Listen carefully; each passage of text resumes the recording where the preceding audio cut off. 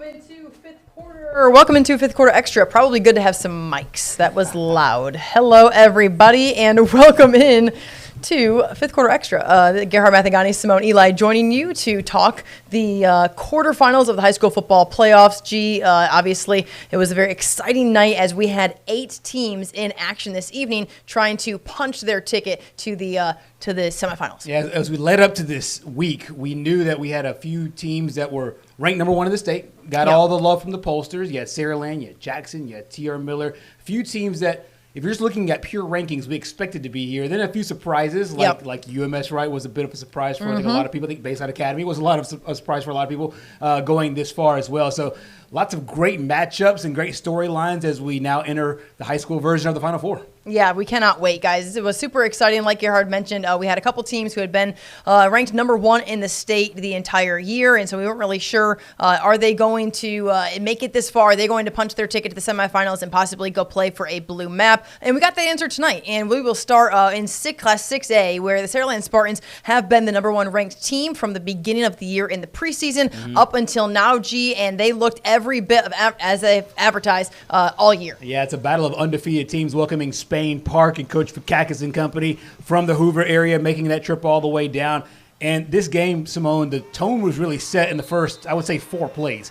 It didn't matter if it was run play or pass play. Saraland was just getting what they wanted. There you see KJ Lacey to CD Gill for the touchdown. The second drive looked a lot like the first, got what they wanted in the running game and the passing game, and those two hook up for another touchdown as Lacey and Gill as touchdown number 2 on the day. Coach Jeff Kelly and his squad just really executing very well early on. This is still in that first quarter, and Lacey this time, Deshaun Spencer on the other end for Saraland, and at 21-0, it felt over in a lot of different ways. And you could tell, I mean, they had all the momentum in the world. That's Saraland right. did. They were gashing them offensively and defensively, getting it done, as you can see here. Yeah, that was Damon Dunklin there on the tackle there, and then big play here from CD Gill, and we saw him in the red zone. Unbelievable, man. And his just athleticism, his change of direction has just been on point. And I know that he battled through some injuries a year ago, and it feels good, I think, for a lot of Saraland people, for him to be back fully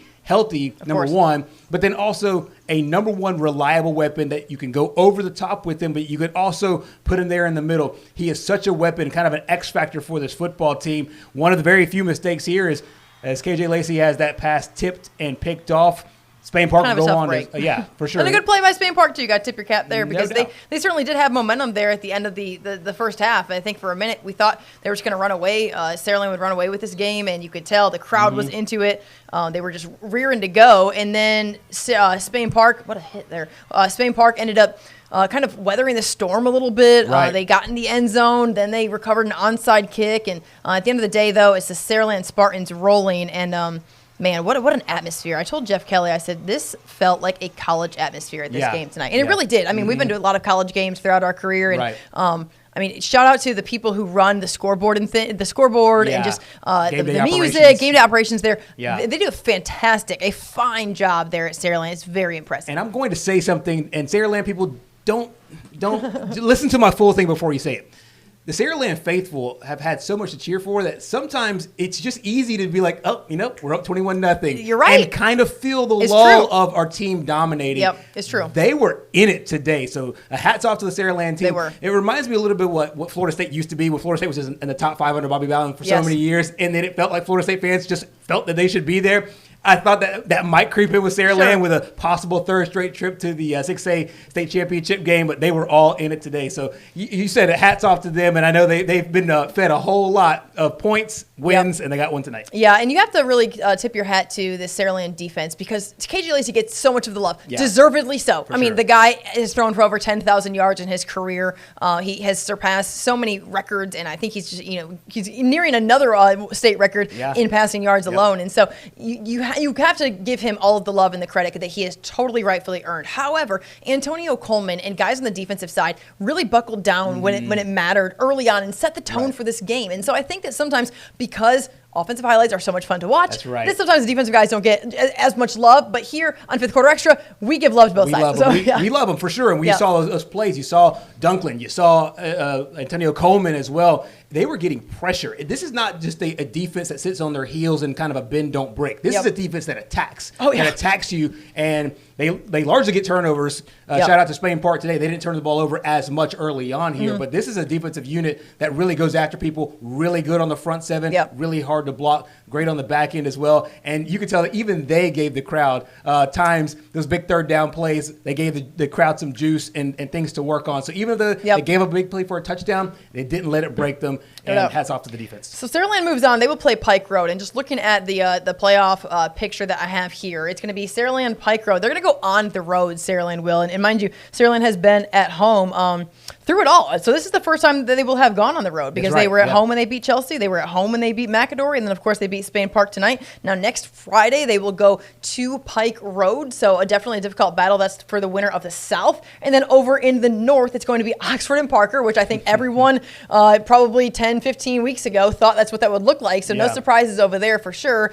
But it's going to be Pike Road for Saraland next week on the road. Yeah, we knew last week there would be a new state champion once Clay Chalkville went down and Saraland was still in it. They had a chance to repeat, but you mentioned there in the North, a lot of people have been talking about this Oxford football team, the way they've been able to creep back up. They've really been talking about the Parker football team. Yeah, exactly. Right. And then Parker as well, who've had a bunch of players that have come into the school and come into the football team and just really made things happen there. Play for Parker. Yeah. Exactly. And so you have the Spartans and Patriots. This is a good matchup because Pike Road, you might remember, they were here along the Gulf Coast not that long ago.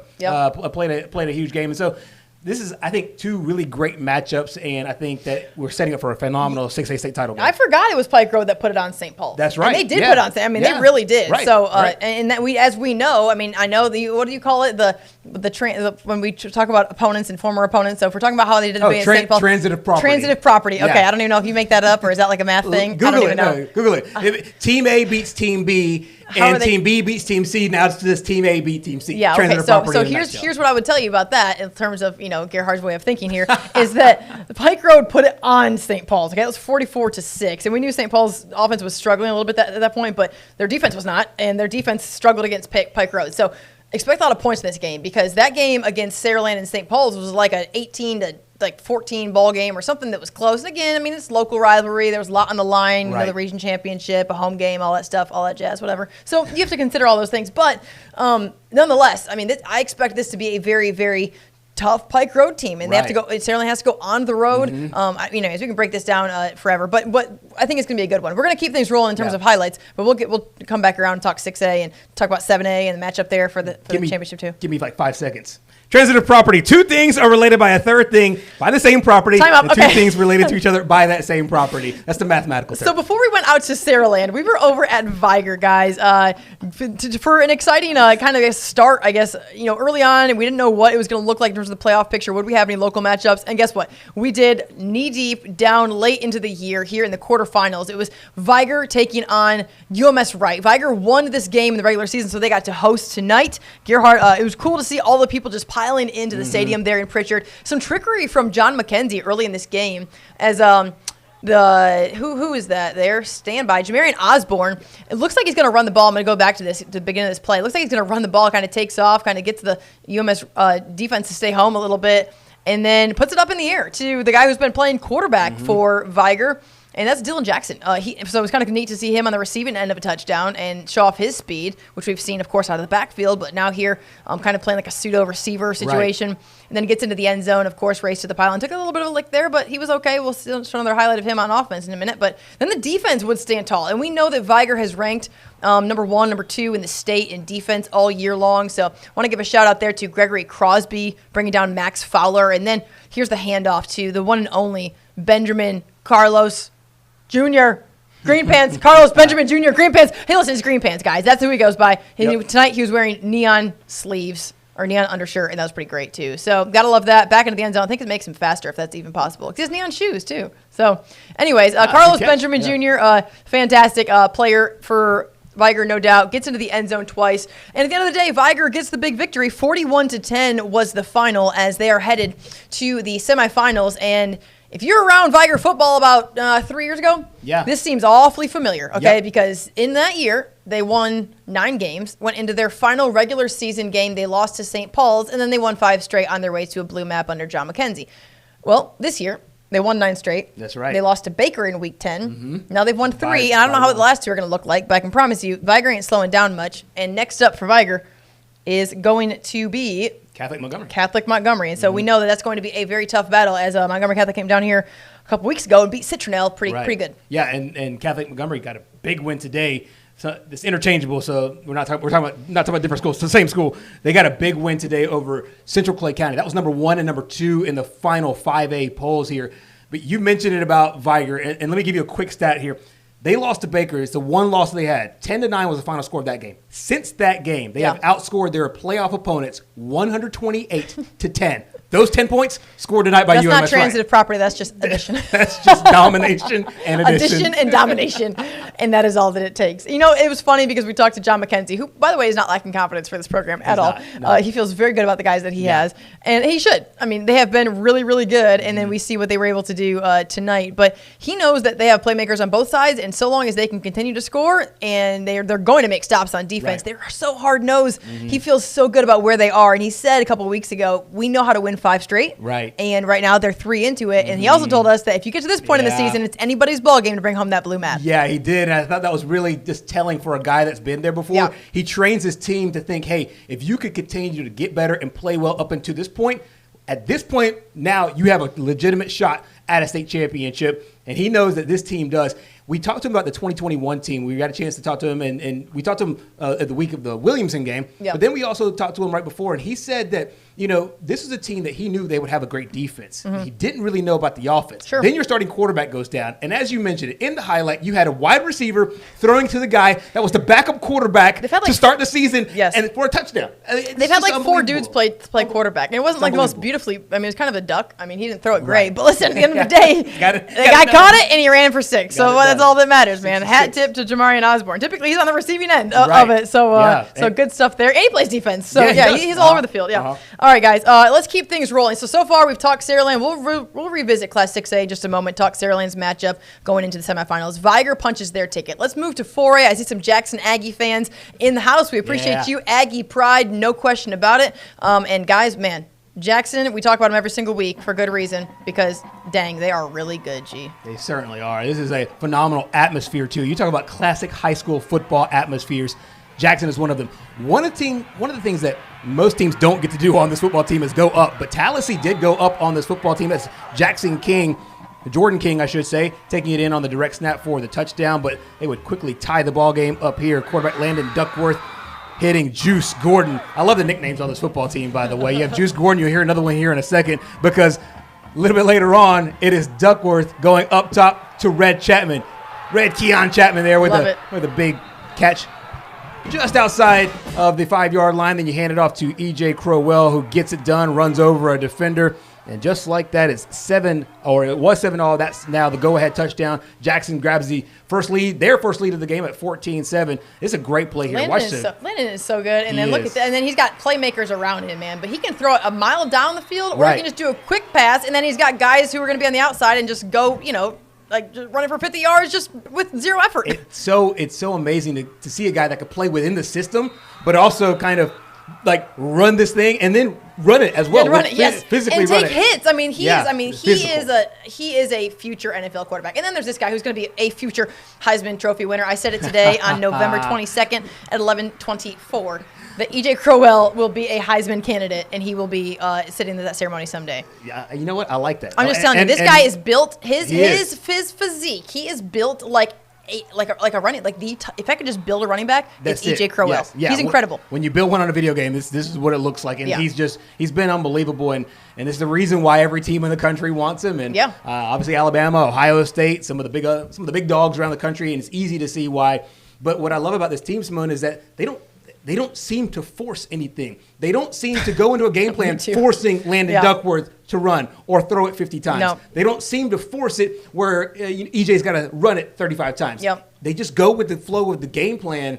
And Coach Flo, shout out to Coach Flownaway, that he just finds a way to get all these guys their touches, their plays, and once again, another impressive win. And shout out to the to the town of Jackson. Town. I mean, it feels like a city when I go there. What do you know I love about Jackson? is that Jackson plays with Jackson kids. Yeah, and no doubt. even though they have ballers all over the field and all over the court, and they got guys on the sideline who probably see limited time, these are guys that just want to wear purple and yellow. They want to go be a Jackson Aggie. And so you just don't see that very often. You see all of these guys who just came from all over the place. And I get on my rant about this. I know you just did that look where you're like, Simone, stop ranting about the transfer portal. It's so true when you see this just hold true there at Jackson. It's just a beautiful thing. But it makes these moments more special when you're able to do it, and then now you're a game away from the state championship. Naturally. And I think to kind of add to your point here, I think the whole grass is greener on the other side. I think we see it in all forms of life, not just in sports, but all forms of life. And I think that Jackson, that they know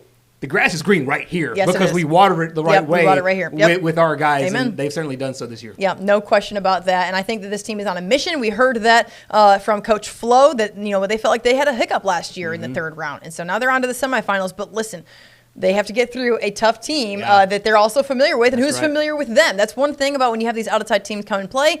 You don't really know what to expect. And when you have a team in a region opponent in St. Michael, we don't see this very often in the semifinals, but we get to next week because St. Michael went on the road for the second straight week. Second straight week. In the Birmingham area. Yep, in the Birmingham area. And they punched their ticket to the semifinals, having a fantastic season. They went to Pleasant Grove last week, and they pulled out a victory there. Then they went to Fairfield tonight. And just a minute ago, you saw, I got to go out some of these stats. I'm going to go back up the highlights just a little bit. Okay, here's Gunnar Rivers. Everyone knows his name, of course, and his daddy's name. And we've really learned this name as well, guys, because Brody Jones is the truth. He has surpassed 1,400 receiving yards for the year. And our Birmingham affiliate informed us this evening that leads the state. So that's pretty impressive. And then he handed off to Noah Moss. This is Gunnar Rivers, handoff to Noah Moss. He scored 2 short touchdowns for his 30 and 31 touchdown of the season. That's insane. That's unbelievable. Also crazy. So talent over there too, and this is a brand new program. And obviously Coach Rivers is a offensive genius, but you still had to go out there and actually produce and put games together and put drives together offensively, and they were certainly able to do it. So now we have St. Michael going to Jackson. So even though St. Michael has been on the road for 2 weeks in a row, they have to be road warriors. They're going to go to Jackson because Jackson won this regular season game. And I know, G, you're already probably pulling up what the score was in that game because I really don't remember. It was a while back. I do know it was close for a second, but I feel like Jackson ultimately pulled away in that game. What was the final there? Pulled away, 55-16 was the final. But like you said, the score not necessarily indicative of the way that the game went. But also it was a rainy day, wet day. And I know everybody talks about that, but kind of seems to play a factor in some of these games. So I want to see how it's going to be colder, obviously, but I want to see how this game plays out. But like you mentioned, it's one of those, in my opinion, these two teams kind of oddly look so similar in the sense that they have a playmaking quarterback that can put the ball anywhere. Then they have breaker wide receivers and playmakers on the outside. You think about Tucker Tomlinson. You mentioned Brody Jones. Then they have a great running back as well, Noah Moss, E.J. Crowell, kind of built in the same way. So I think a lot of these both defenses really have something to say on Friday night. Yeah, I think that's where the difference is going to be. Because if you can match up, and listen, I say match up. We're not talking about who's ranked in where. Gunnar Rivers is ranked in the top 100 nationally for the junior class right now. E.J. Crowell is ranked. So if we tit for tat, if we're just going back and forth with who they have at playmaking ability on the offensive side, they're similar in nature. Jackson has been better defensively. They certainly have. And St. Michael is more of a, hey, let's beat you 45 to 37. And Jackson's like, let's beat you 45-0. I'm sure that Coach Rivers would love to beat teams 45-0. They don't really have the numbers and the manpower to be able to have a bunch of guys to be able to play both ways, or get that done. If they do play both ways, Jackson, they have guys who don't have to play every single snap. And whereas St. Michael has a lot of guys that do have to play every single snap. And so that is where you kind of see the difference now going into the semifinal because you've played 14 weeks of football. We talked about this with Viger, and I think this is another eye-popping moment because you mentioned the defense, and it's phenomenal. And we talked about with Viger. Viger, keep that number in mind, 128-10. Those 10 points scored tonight. Well, how about this for similarity? Viger's 3 opponents in the playoffs, 132-10 those 10 points scored tonight against Tallahassee. So I mean, that's incredible. But so to your point though, the defense for Jackson, I think is kind of the key going into this matchup. How can they slow down that Cardinal offense? And then same thing for the defense for St. Michael. Can they slow them down? Can they put them in third and long situations? Sure. Get them off the field? I think that will be where this game is won next Friday night. I do think that they're not going to shy away from having to be on the road. I mean, they had to go 4 hours the last 2 weeks. Now they have to go probably an hour and some change, obviously, from the Fairhope area up to Jackson. So if you're just tuning in, guys, this is Fifth Quarter Extra. Gerhard, Mathangani, Simone, Eli joining you. Wrapped up a fantastic final week of fifth quarter on the air. Of course, we will continue to cover the semifinals and then the championship games, but that was our last official show together on the air. That's right. And it's been a fantastic season. We appreciate all of your support. So far, we have talked 6A as Saraland punches their ticket to the semifinals. They'll play Pike Road. Of course, Viger is moving on to the semifinals there in 5A, and then we'll have a local matchup in Jackson taking on St. Michael in 4A. We'll recap those highlights in just a minute. Let's get to a little bit of our lower classification schools as well. Over in Bruton, T.R. Miller has been the number 1 ranked team in the state all year long. Mm-hmm. And Gerhard, I didn't like this matchup. Yeah. I told you that earlier in the week when I had watched Houston Academy play Thomasville last week. I was like, wow, their guys in the trenches look like they are 6A caliber players. Right. And I think that tonight, that could have been the difference in this game against T.R. Miller, G. Yeah, and hats off to you and shout out to you because you said this last week. We don't get a chance to watch a lot of these Dothan teams play throughout the course of the season because we're focused on our teams here along the Gulf Coast. But our friends and our affiliates over in the Dothan area hooked us up with these highlights, and you said it from Jump Street. This Dothan team, look at some of those guys. Houston Academy team, look at their offensive line. Dude, they're huge. I'm just telling you. One of the first things that you noticed. The first thing I thought. First thing I thought. And then you got guys who are making one-handed catches there. So you go on the road and you go up 7-0 early on. So T.R. Miller, not really used to probably playing from behind a ton, but they, weather the storm early a little bit. Handoff here goes to Miles Johnson. He's the linebacker commit for Florida. Plays a lot at running back there and gets into the end zone to tie the game. But ultimately, Gerhard, it would be Houston Academy getting this done on the road in the playoffs. Yeah, low-scoring game. This is a T.R. Miller team that was really coming out and really dominating their opponents all season long. And we knew this would be a tough battle, and we knew Coach Brent Hubbard would have his team ready and challenge them. But I just think, that, like you said, I think you used the word matchup. I think it's just a bad matchup for T.R. Miller in this game tonight. But, shout out to this football team. They went through so much this year. A really, really tough schedule. Yes. Then Ken Lett, gets injured in the UMS Wright game. They rally. They play for him all season long. This is just a team that went through a lot, had a lot of adversity. I hate to see the season ending here tonight. But they do it to a really, really good Houston Academy football team. Yeah, no doubt. So Houston Academy will advance to play Southside Selma, and we'll get to that highlight in a minute. And Piedmont beat Fife tonight. That's right, Gerhard. So that was a close battle between those two rivals. 30-28 was the final there. So they'll play Mars Hill Bible. Yeah, we talk about legendary coaches, and we know a couple down here. Yeah. Think about Terry Curtis, that's down here, and you think about guys like Steve Mask and others that have won state championships. So Paul Benefield is the exact same way, kind of up north. He's kind of like the Terry Curtis up north, so to speak, as far as just accomplishments overall. No doubt. It's a really good football team. But Piedmont, we've seen this before with Steve Smith. Now Jonathan Miller's there, went over from Sachs, got a really good Sachs team in the Calhoun County area, moves over to Piedmont. So Piedmont beats Fife, and then Mars Hill Bible is the other team there in the north. So that's your Final Four. I think it's a very strong one. Yeah, we were close to having a second local battle in the semifinals. Had T.R. Miller advanced, they would have played the winner of Southside Selma and Bayside, and this one went down to the wire. Really, the last few minutes was the difference. Let's take a look at the highlights from this game, guys. You hate it for Bayside because what an incredibly impressive season that they have had to this point. I mean, they lose their quarterback, obviously in Sammy Dunn, who transferred over to Viger, and then they win 8 straight games. They go into the playoffs, and they do well there. They advance to the quarterfinals, and they end up falling tonight to Southside Selma, who really has just been on a tear this postseason. I don't think there's anybody that had pinned. What were they going into this season? Were they maybe the 2 in their region? But so I don't think anyone really thought that Southside Selma would be this difference maker, but here they are now in the semifinals after beating Bayside Academy. Yeah, it's about playing well late in the season. Southside Selma was able to do that, beat Hillcrest Evergreen by 1 point, then knocked off another Region 1 foe. But like you mentioned it, with just adversity, things changing, and having to change things on a dime, this football team, this Bayside football team did. And Coach Barrett Trotter, shout out to him, his staff, what he was able to do.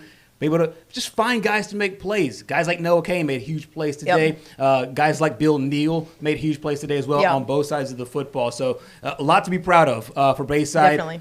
Hats off to the seniors. I know they have a lot of good ones, and then something really to build on going into next season after a deep playoff run. For sure. So far, guys, we've talked 6A, 5A, 4A, 3A. Let's talk 1A. We had Maplesville over at Milry tonight, and Maplesville came out really tough behind this ground game, guys. Take a look at this guy here. McCrary is his name. Nehemiah McCrary. Man, he just burst through right up the gut there and then gets in for the 2-point conversion as well here to make it 8-0 Maplesville on the road. And Gerhard Milry really never able to just kind of make up ground in this game, I guess. Yeah, Maplesville just in full control of this one. When you think of 1A football, especially in the South, you think of Maplesville, you think of Leroy, you think of Milry, you think of Sweetwater. And today, Maplesville just really came out firing. Great play here, great touchdown for Milry. And as you mentioned, an unbelievable season. You see their crowd there, phenomenal support. The times that we've been out there, especially in these playoffs, we've seen great crowds there for Milry, but just big plays. You're seeing it here as well for Maplesville, being able to come away with not only the huge plays, but also the win as well. But it's just a hat tip to the Wildcats. Great season for Milry. For sure. And at this point, sometimes, you're just beat up. You have so many guys who play both ways, and it gets tough, and you're beat up.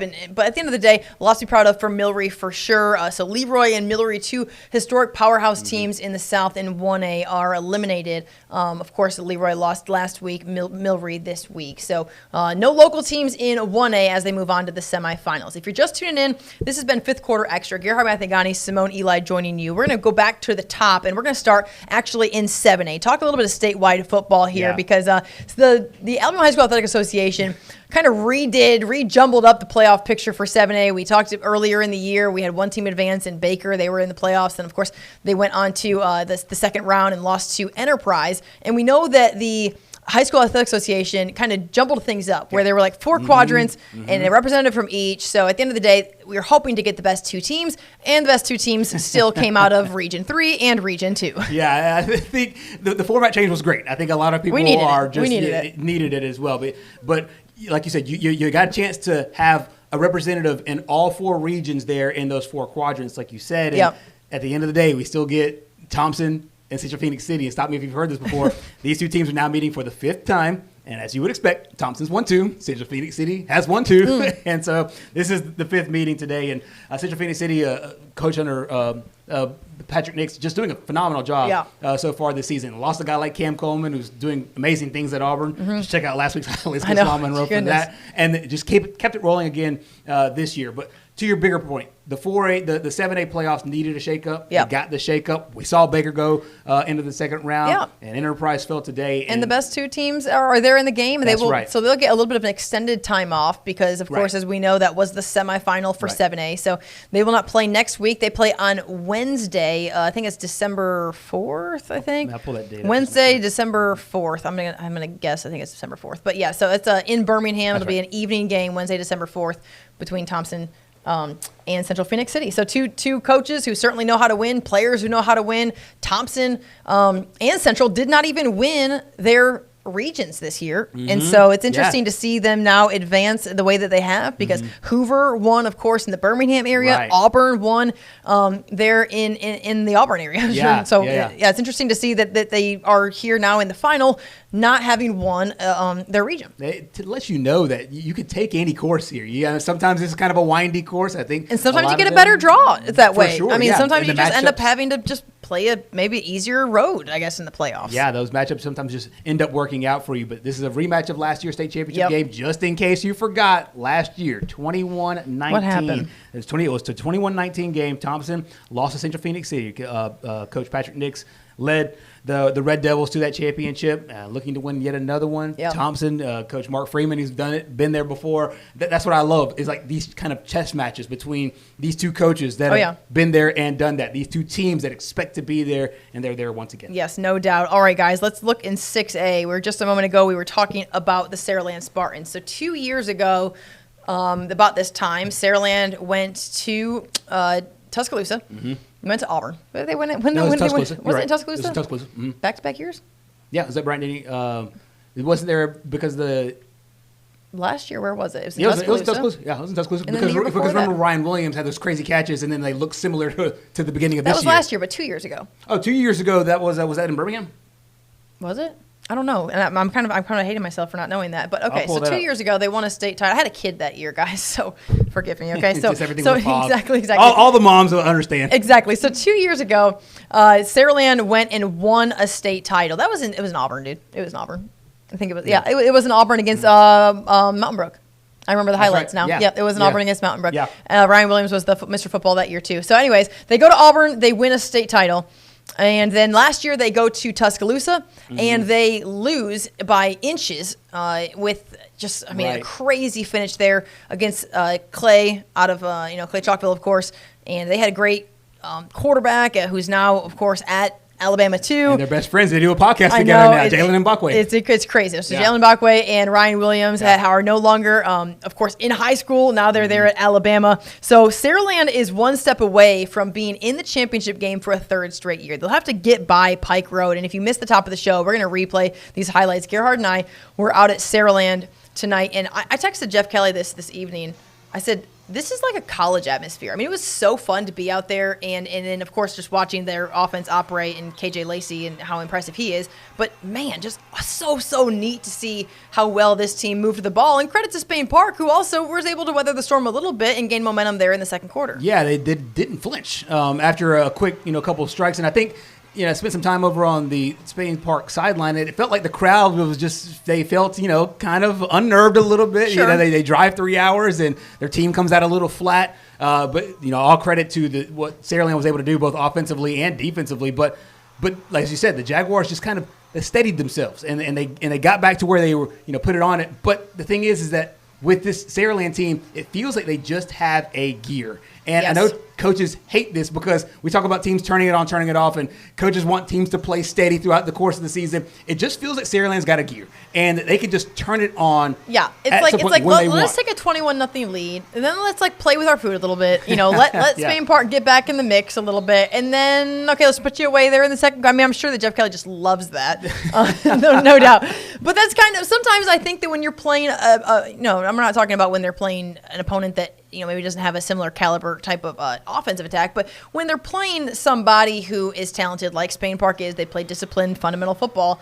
I think that they kind of are able to make adjustments. I think we talked about that when we left the game. Was okay, Coach Vakakis, who we both know really, really well, they're able to make adjustments, and then they have the players to be able to make those adjustments as well. Right. And so they weather the storm some, but then Saraland ultimately says, okay, let's put it back into the gear of let's go win this football game and let it be over now. Yeah, I think that when you go into halftime in those kind of games, I think the message almost kind of gets simple for Coach Kelly. He's like, hey, guys, I know we took a 3-touchdown lead in there in the first quarter, but it was all them in the second quarter. Let's make sure we put this one away in the third because Antonio nothing Coleman's is guaranteed. Scary. Yeah, he is. I feel like he's leaned down a little bit from last year, but he's still so unblockable. And they just get it done offensively and defensively. But I think you mentioned it. This team is so talented, yes. But the coaching comes out in games like today when you take a quick lead. Your opponent comes back, but then you're able to, in that second half, to really put them away. And I think hat tip to Coach Jeff Kelly. And then you mentioned the atmosphere. Yeah. And it was electric tonight. It really was. And you kind of did a hat tip to just the fans not getting fatigued with their own team. And it's kind of like Alabama was for a while there. Yeah. It was like, okay, Nick Saban had to do the whole talk of stay in the fourth quarter. You remember that whole deal? Well, I mean, I'm not saying that Jeff Kelly's Nick Saban. I'm sure he would like for me to say that. But, I think that similar in mentality in that, hey, how do we get them to stay and just be interested and locked in the entire game? And Saraland was rearing to go. I think that they felt if they got over this hump, like Coach John McKenzie of Viger told us, it's anybody's ball game when you get into the semifinals. Yeah, I think it was so special last year. I remember this speech very, very specifically. A year ago, I was at their quarterfinal game, and head coach Jeff Kelly addressed the team, and he said something that will always stand out to me. He said, guys, how long does it take to get to Tuscaloosa? And so then everybody's kind of looking at each other. They're doing the math in their head. They're like, 3 hours, 4 hours. Is it 2.5? And then one guy comes out of nowhere. He's like, 48 minutes. And Coach Kelly's like, that's right. It's one game away. I love that. You're one game away.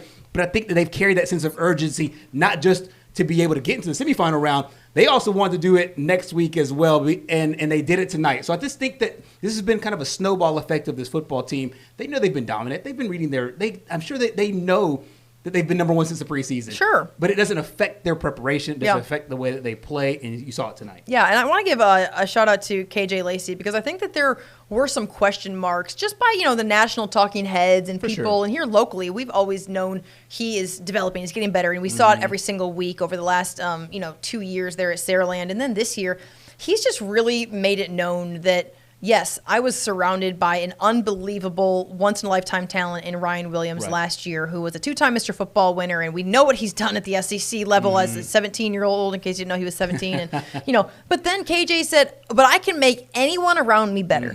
I'm that good. Yeah. And he is that good. I mean, today he was doing it was like point guard looking stuff. And I'm like out there, Patrick Mahomes looking stuff. He is such a baller. And I just think that he remained humble. He stays out of trouble. He has good grades. He has good parent support. He's just that guy. And he's the type of person you want to root for. Of course, he's committed to Texas. And man, I would love nothing more than to see them get these next two and get back to redemption a little bit. Yeah, and especially for him, he has not said this, but you can tell that there's a special spark in his eye. There's a fire in his eye because if you remember the state championship game last year, he fell just basically inches short in that final play. And I think a lot of people would take that sulk or get angry and use that as some kind of fuel, as some like your wake up, you're angry, mad, you're mad. Yeah. He didn't. He's taken that and he's playing inspired football. Yes, and he's gotten better. Yeah. He's gotten better. We saw him at the Elite 11 over in California. Great showing there. Yep. And it feels like this year, it's almost hard when you see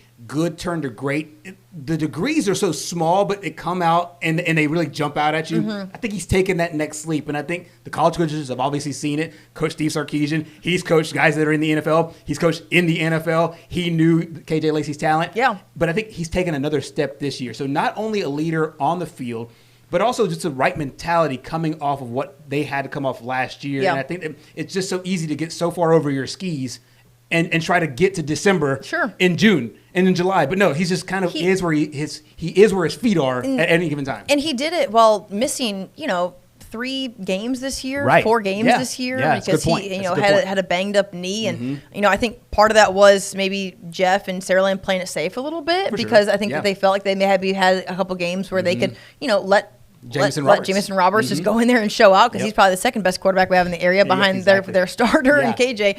And I think that what I see from KJ in terms of where the differences are, it's not in making the throws. He's always made throws. He's always had good vision. It's in just the cerebral part of it. He's getting out of bounds. He's not trying to get those extra. He's like, okay, my team needs me more than they need these extra 3 yards. Let's not take one to the ribs right now, and let's just get out of bounds, or let's slide, or let's throw this ball away, which they don't have to do very often because their offensive line's so dang good. But he just is he's doing those little things that maybe he didn't do when he was a sophomore, he didn't do when he was sophomore and junior because the game was going so fast for him. Now it's slowed down so much. Gosh, he is such a talent. He'll head to Pike Road, and it will certainly be a battle. But, man, if I had him at quarterback, I'd be feeling pretty good. Yeah, I think you mentioned it. I think it probably popped out to you the same time it popped out to me. They were running basically a 2-minute drill, which is basically turned into a 90-second drill there towards the end. Spain Park scores a touchdown. It's about a minute and change on the clock, and he gets his guys – back in field goal range to kick that field goal right before halftime. And that doesn't, by the way, people who watch college football thinks that's normal. That is not normal. Like that sort of thing. No, if you get backed up and you get the ball with 90 seconds before half, the chances of you scoring, putting any points on the board in high school, it's so small. If there were give me 100 high school teams, right, I would say 7 I would feel good about getting down in field goal position and scoring before the end of half. 7 out of 100. And even if you have the quarterback, and 6 of them are Saraland. The other's Jackson. That's how I feel about that. I like that. But you talked about the cerebral kind of play. That's what it feels that they play with. And we've both been out to practices at Saraland, and just the way they do things is so crisp and so clean. Yeah. They work on that. They work on 90-second drills. Right, they do. And have an eye on the clock. They know, hey, got 20-something seconds. You can run it here. You got a timeout. They just know down distance situational football, and it's a really fun to watch, team man. to watch. It's like college. It's college on the field. It's college in the stadium. It's amazing. But I believe Pike Road held St. Paul's to, I think, 9 points. I think it was 44-9 was that final? 44-6. 66 final score. So that Pike Road defense is really good. I'm really interested in that matchup with the Patriots defense against KJ Lacey, Jeff Kelly. Where is Pike Road? Williams. It's just outside of Montgomery, I believe. Montgomery, it's one of the fastest growing. I know this is something you didn't ask for. It's one of the fastest growing areas in the state of Alabama. Gerhard drops knowledge on this show. Transitive property. Now we're learning about the population of certain school districts. It's exploded. Pike Road. Gerhard. Where Pike Road is, I think they started as when they first formulated a school, not even a decade ago. They were 2A. Now they're 5, and there's not like a big business that went there. Not some Fortune 500 company that brought in people. They just had grown. Recruiting. Maybe I'm just kidding. Maybe so. I'm just kidding. I shouldn't be throwing emails, shade. I know. I got. Here we go. Hate mail. At SELA@Yahoo. They'll find it. Yahoo. Send it to the Yahoo guys. No doubt. Yeah, but I'm really interested in that with them. Yeah, I mean, I can't wait. I will see. Listen. I mean, I will say the difference in teams. Been there, done that. When it comes to playing in games like this, matters too, and I think that's in favor of Saraland. Whereas you drop all this knowledge, I can tell you every single guy on Paw Patrol. Okay, so the winner of that game will play Oxford and Parker, who we have really just been. I mean, I don't think anyone expected anyone else other than Oxford and Parker. Clay Chalkville, no disrespect to Clay Chalkville, but they did lose to Muscle Shoals there in the second round. But I think a lot of people thought maybe Clay Chalkville would be there, but Oxford and Parker doesn't surprise anybody out of the North. Yeah, and it tells you how good of a team Saraland is. They lose Ryan Williams, still able to get to the quarterfinals. KJ Jalen Mbakwe leaves. They lost their star player and lose in the second round. Yeah, sure. And again, no knock to Clay or anything. Not at all. But at the end of the day, it takes more than one person. Yeah, and that's just football. That's football. 22 dudes out there. All right, guys. In 5A, we had a local matchup, and Gerhard and I had a chance to be there in Pritchard. It was really, really cool just to talk to Coach John McKenzie a little bit ahead of pregame, say hello to Terry Curtis, and just see guys warm up. In local television, it's kind of crazy because you're like in for 10 seconds, and you go to another stadium. So we started at Viger for some live shots to preview our local matchup, and it was really, really neat just to see all the support that was out there. And then you see, obviously, the energy and the talent on both sides of the ball there for Viger. It meant a lot for this game to be at their home stadium. Going into this game, they were 6-1 at home. Their only loss is that 1-point loss to Baker, the final game of the regular season. Well, since then, they've just been destroying teams. This game was 30-14 in the regular season. A couple of turnovers were kind of the difference. Yep. And right as we were leaving, Simone, I didn't tell you this. I meant to tell you this on our drive over to Saraland. I asked Coach McKenzie, I said, give me one key. He said, discipline. If we don't turn it over, if we don't, kill ourselves with penalties, we got a chance in this football game, and I think that's where it kind of was in the margins. Old school, man. Very much so. He is. And this is a team, when he got there kind of late. He said from Jump Street, we are not going to touch a football for 2 weeks. We're conditioning, we're getting our minds right, and we're getting our bodies right for a long season. He does not get his teams ready for a 10-game season. They had the expectation to go 15, but I think that he crystallizes it in his mind in a way where it's like, okay, we want to go 15, but where are we realistically? So I think he's able to take an honest approach to his team. Yeah. He knew the defense was good, but he even told us, Simone, in leading up to the Williamson game, he was a little surprised by the offense and just how fast they were able to get everything and get everything going. Well, I know he had to be even more surprised when Sammy Dunn went down, then the backup quarterback went down, then Dylan Jackson, who's a fantastic playmaker, steps in as their quarterback, and they just kept rolling offensively, and they did so again tonight. But, I mean, shout out to Coach Terry Curtis and company. To even be here, I think, is a victory in and of itself. I think that Terry, just to talk about UMS for a second, I think Terry would tell you that same thing. I think he was a little surprised that they were where they were, and it was an inspired group, and, of course, there's a lot of tradition there, but ultimately – it's Viger who is advancing, and for good reason. I mean, they are loaded, and let's not forget that this senior class won a state championship as freshmen under this same head coach. We know, John McKenzie left Viger. There's a lot of drama just with the administration there at Viger, MCPSS, and just all this stuff, and he was like, all right, I'm gonna take a break. I'm gonna take a 2-year timeout. Then I'm gonna come back. I'm gonna take them back to the Holy Land. And we're going to go back and win another blue map. And I'm just telling you, it's shaping up. And this man has a one-track mind, is to win a state title. Yeah. Well, first of all, actually, I want to take that back. I don't want to misquote him. He told us the first thing is to win the Battle of Pritchard. Right, yeah, he did. He did, yeah. The second thing was to win a region. To win a region, yep. Then it was to win a state title. Yeah. And at this point, they're what, two out of 3. And they're right there knocking on the door of number 3. And I think that when you've been there, and he was there. You called that game. What do you remember about that game? Yeah. I mean, what do you remember about that state championship game 2 years ago, 3 years ago? That state championship that game.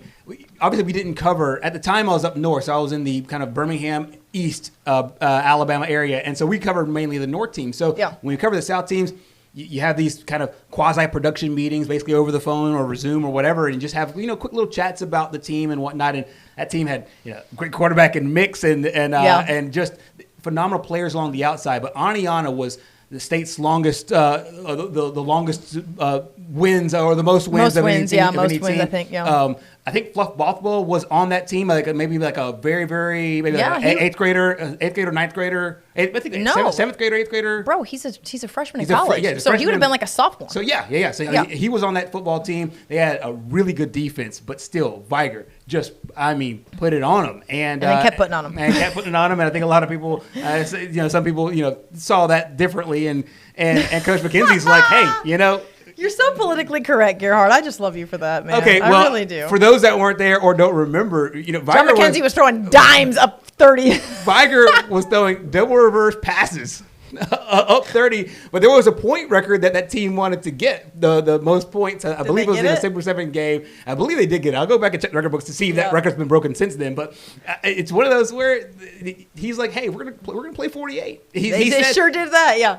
He said that after I think it was a 4 touchdown, they got it 4 touchdowns. He took the headset off and he just let his guys do their thing. But there was a lot of heat there. But I think SEC Commissioner Greg Sankey says something that I always love. He says we're not going to apologize for our success, and I think that McKenzie kind of carries that same mentality. Like we're not going to just say sorry for being dominant and playing 48 minutes. You get 10 of these promised in the regular season. Yep. Everything else is a blessing. And so I think that they just like, hey, we're going to use all 15 of these days, these 15 Friday nights and or sometimes Thursday nights, and come out and play our brand of football. And they do that tonight. And he does it with a little bit of a chip on his shoulder. For sure. For sure.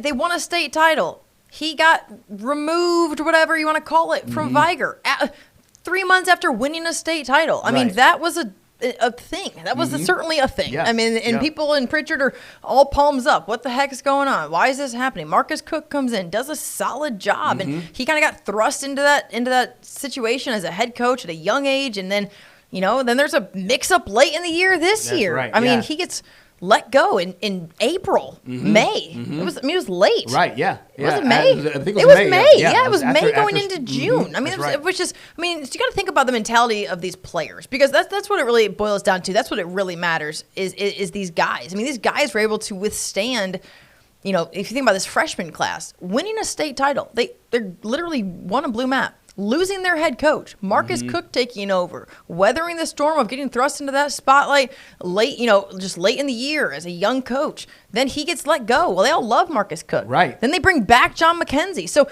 give it to these guys. They're tough as heck, man. Yeah. Anyone that they need to play, these dudes have been through some stuff. You know what I'm saying? And not to mention their All-American offensive lineman transfers over Micah to Theodore. DeBose leaves for Theodore. Yeah, so he had guys. I mean, he told us that he cried. Micah told us that he cried when he left for Theodore. Right. And that's a family decision, and he chose to do it. And obviously, we want nothing but the best for Michael. But such a great young man. We love him. He was probably at the game tonight. He's such good friends with these Viger kids who were all pretty much saying, please don't leave. And this is what was best for him. That's cool.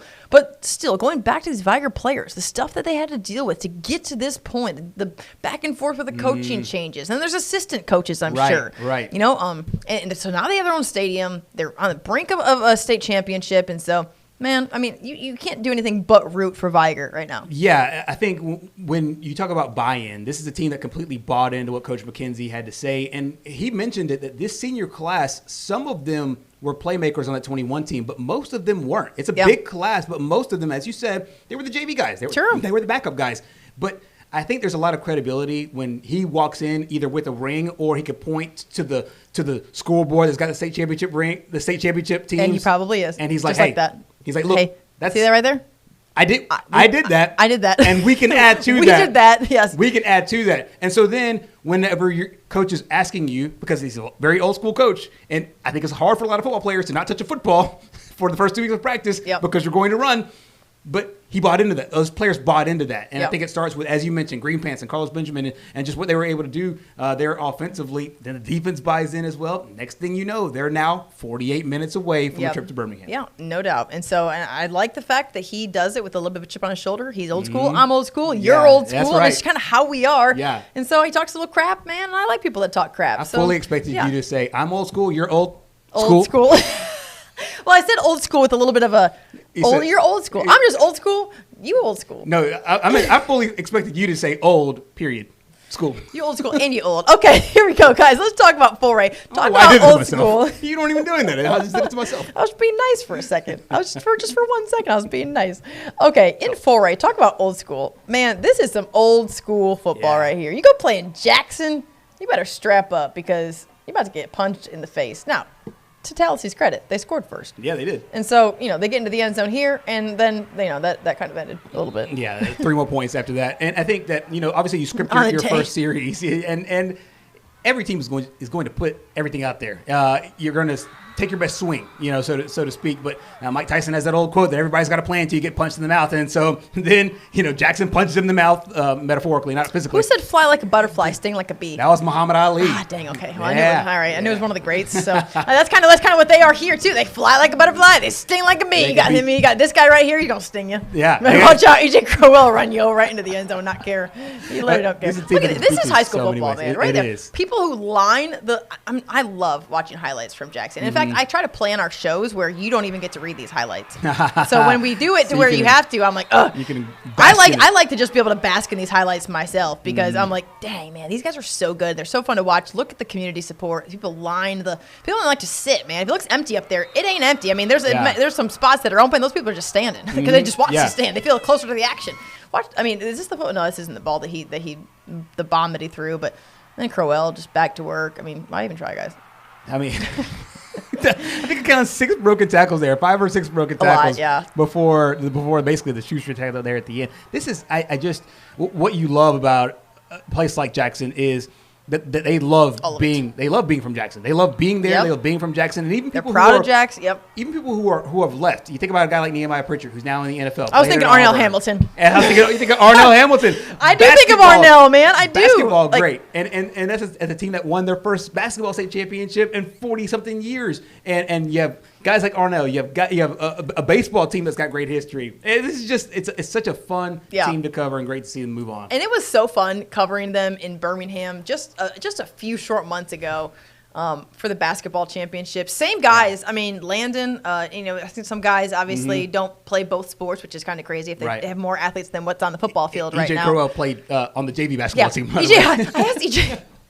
Funny story. I asked EJ when we were up there at Jackson if he played basketball. He's like, yeah. And when he's like, just got named as like the number 1 running back in the 26 class, whatever class. Yeah. Well, class not whenever anytime soon. To graduate. Yeah, and as a sophomore, that's what he's a sophomore. And I was like, hey man, did you play basketball? Like, because he's like this all-star football player. Right. He's like, yeah. I was like, yeah, man, state title. Like, how does that just inspire you guys to go win another ring this time in football? He's like, yeah, I was on the JV. I'm like, he's so good. A player man, that talented. He's so cool. Is one of the 15 on the varsity. And that just speaks to the talent there in Jackson, man. I don't know what you feed him, but can you let me know so I can give it to JP? I would love to have an All-American running back someday. But I mean, that just shows the humility too. Like these guys are happy for other people's success, and you have to be when you have that many people who are so good. And we have different names for. I mean, there's just different names we throw out there every single Friday. Somebody else who scored or somebody else who's made a big sack or something. I mean, it's like, dang, like who is he? Right. They just added. They just keep adding. Oh no, he's a freshman. Juice Gordon was the guy tonight. It was so funny because last night ran a little preview on South Alabama's football game. They obviously play Southern Miss this week. One of the sound bites I ran in our later show was Coach Major Applewhite talking about Jamal Pritchett, and one of the first things he said was. He talked about him gushing about him on the field. Yeah. More than 900 yards, 7 touchdowns this year. He wants to. He came in as a walk-on, by the way. That's right. Right? I mean, he was a walk-on. And then he says he comes from a great family, a great town, great neighborhood, great coaching. This is a guy that's seen football everywhere. Yep. Major Applewhite played at Texas, coached for Nick Saban at Alabama. Yep. He's been everywhere. He's seen everything, and he understands what special things Jamal Pritchett brings to that team. But what Jamal Pritchett brings to that team is Jackson, Alabama. Yeah, he does. It's hard. Right. It's hard. When Exactly. we interviewed him at Sunbelt Media Day, Yep. first of all, he's shorter than me. And I'm not That's short. right.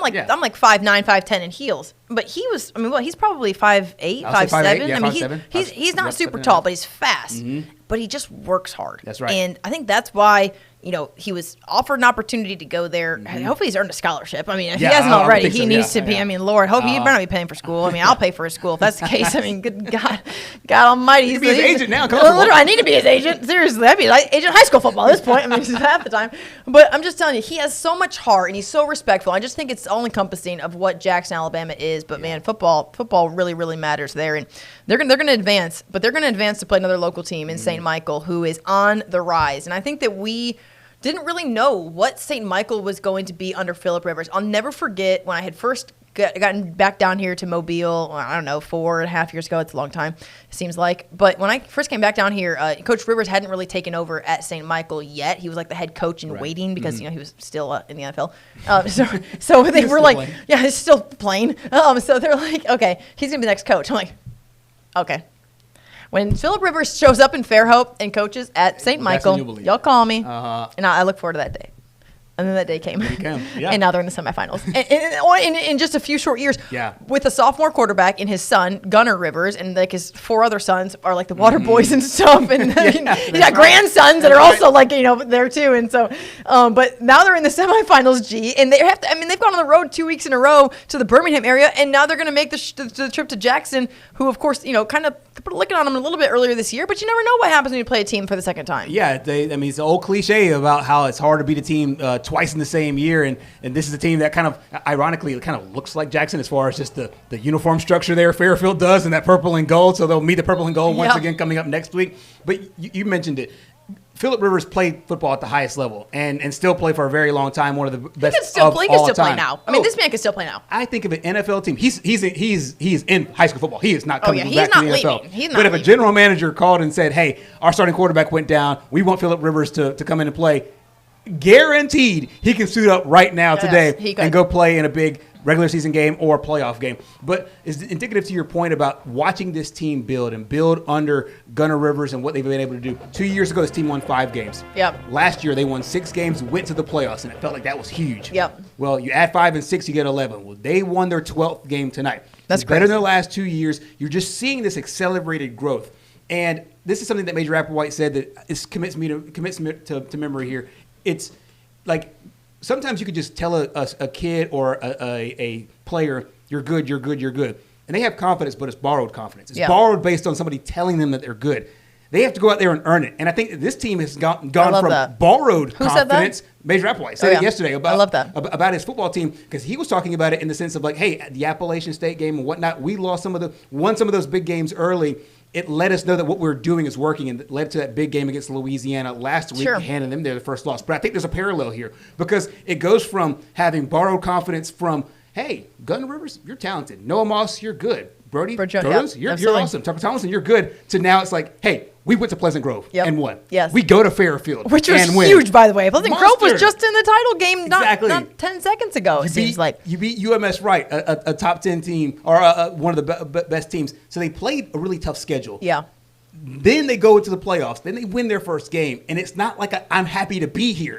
We belong and we want to go to that next round, And you're watching it in real time, which is really, really cool. Yeah, it's brick by brick. That's truly the mentality. Yeah. You just start to see the kind of the glimmer in their eyes there. But, early in the season, like, can this happen? And then that glimmer turns into determination. Yeah. And it's like, okay, we went out there this last time to preview a playoff game. And there was this level of, like, we belong here, just like you mentioned. And that's certainly playing out now. So, listen, at the end of the day, they have to go nose to nose with one of the best high school football teams, top to bottom, in talent that I have seen since I've covered the game. That's right, yeah. And Jackson is that team. Yep. It is not going to be an easy fight. Not at all. By any means. Not at all. And I think that they'll have their it's one of these games that I love, because the team that comes in that lost the regular season game and glaringly, I think a lot of people will think, 55-19, no point in that one, punch Jackson into the state tournament. I think this is a different St. Michael team. That is without question. Very different St. Michael team. Jackson has been this team. Jackson has been this team, and they were this sure. team last year. They got popped, and Coach Flo said we absolutely should have not lost that game against Booker T. Washington. Like, we should have advanced. Heck, I remember getting that score, and I thought, y'all recheck that. There's no way they lost this game. That can't be right. So they're on a mission. But St. Michael is playing with house money right now, and they're doing it with confidence, though, and that's a scary mixture of things. They're doing it where they can win shootouts. Jackson hasn't had to win a shootout. They haven't had. I mean, they lost to Saraland to start the year, which of course week one, throw that out, and not to mention it's Saraland, who's it's about as good as they are. Still in, yeah, exactly. I mean, and I think that they played right now. I'm not sure who. That'll be an unbelievable game. Tough matchup. Saraland's really good defensively. Yeah. But right now, St. Michael is not the same St. Michael team when they played in September? Yeah, I just pulled that up. October 4th. Okay, so early October. Yeah, early October. I mean, that is not the same St. Michael team. They feel good. They feel like they belong, like you mentioned. I mean, that's a perfect reference to what Major said. Yeah. Major Applewhite mentioned in his press conference this week as it relates to South Alabama gaining confidence and believing that they belong. I mean, and it's brick by brick. And I mean, you have to tip your hat to Coach Phillip Rivers. He has seen this thing through, and he ain't going anywhere anytime soon, man. He is very happy, and he loves to see his son back there in the backfield. We had to force him to brag about him, but that's just part of it. He wants to always brag about the team, and it is a team. The team is playing very, very well, but obviously offenses are led by their quarterbacks, and they're really led by him. Yeah, and we've seen kind of that trajectory of Gunnar as a prospect, as a talent, as a player, and now as a leader. Yeah. And think about it. For every minute of football, Simone, this team plays, they're making history. They're doing something that no team has ever done.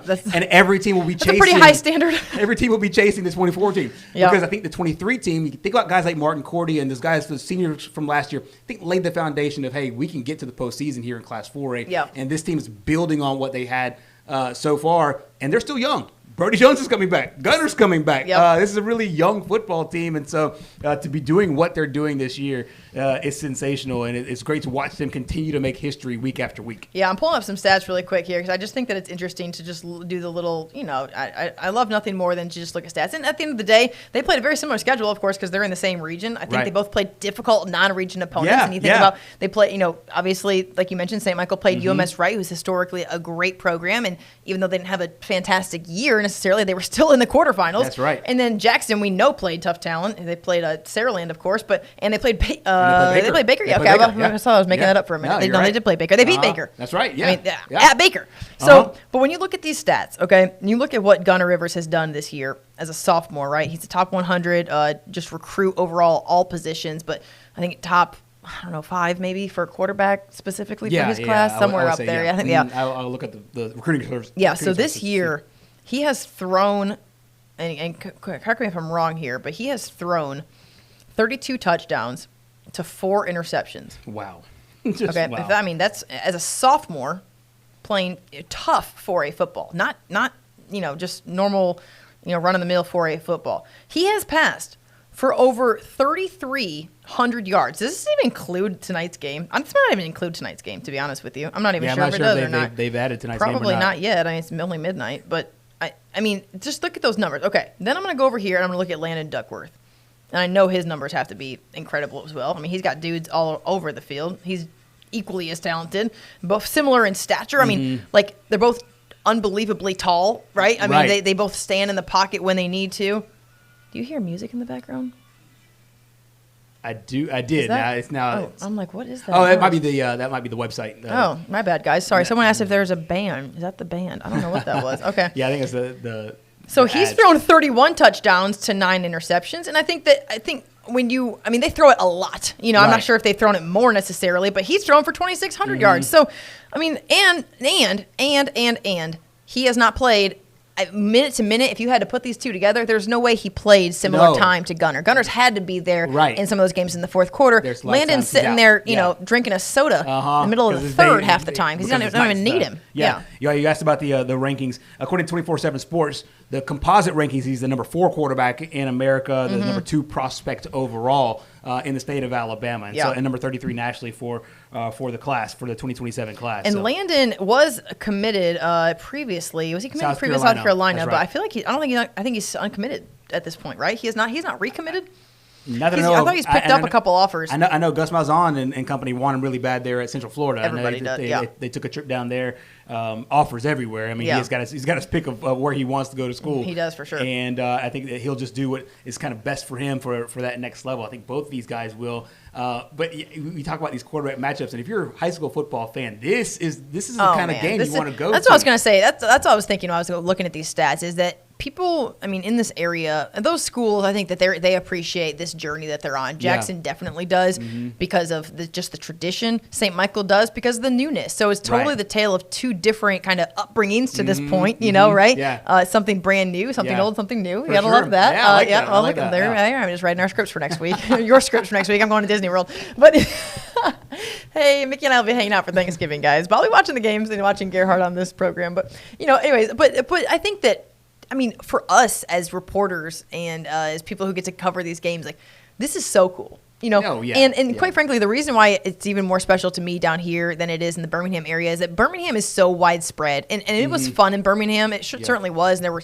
so many teams that were so talented and talented coaches and players and all that. But down here in Mobile, like, I mean, everyone is an hour and some change away from each other, really. Right. It's so close-knit. And, I mean, there's 50 people watching this show at midnight half the time. And you know what I'm saying? And we're talking about high school football and just shooting the bull. I mean, like, I love that. And you don't get that up there because people love college football. And love college football down here. Right. But high school football is their bread and butter. It's our bread and butter here. And so if we get to be able to cover teams like Jackson, who's the old school, like St. Michael, who's the new school. I mean, man, it does not get any better than where we are right now. And then there's Saraland who's probably going to win it again. These cross waves of storylines, I think is really interesting.